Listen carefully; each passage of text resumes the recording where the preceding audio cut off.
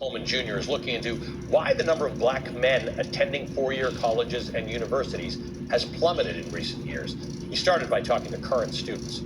Take a listen. High school senior Jameer Hamilton Stewart is weeks away from graduation and looking forward to becoming a part of University of North Carolina's class of 2029 starting in the fall. I feel like school's always been like my strong suit, since young.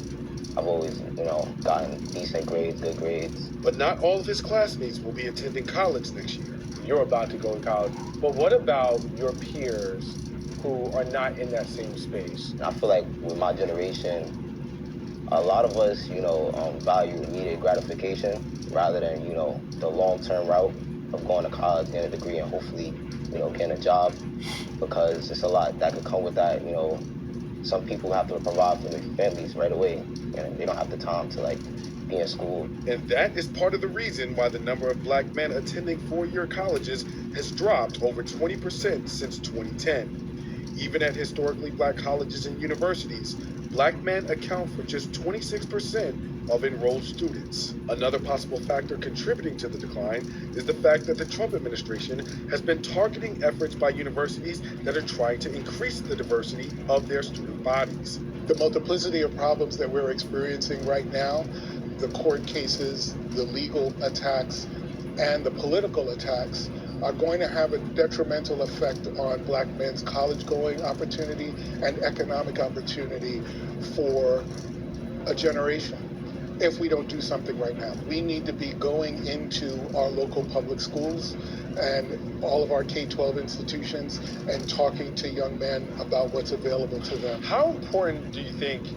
it is for young black males in school to have a black male teacher, a black male principal?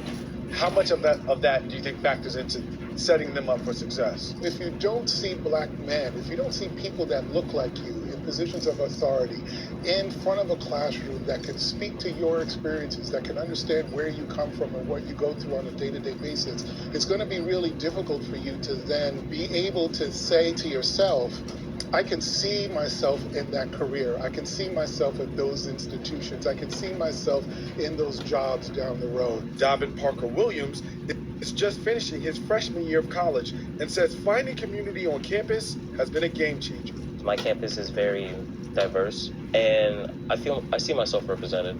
Like at my job, my boss and my manager are black, and so I work on campus.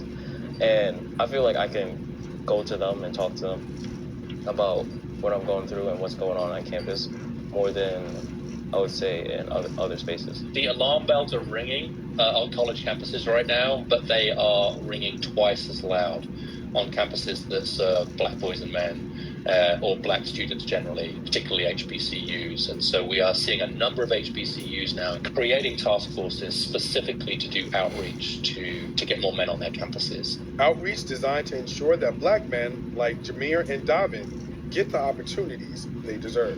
Mentoring programs, guidance counselors, that one teacher you go to, and parents who have went to college, they can really help you have an outlook on what to expect. Because I can tell you everything about college, but once you get to college, you're gonna have an entirely different experience from me. So what I can say to you is take it easy and invest in the programs there, talk to your teachers, and really trust yourself. And our thanks to my friend, MSNBC's Charles Coleman Jr. for that.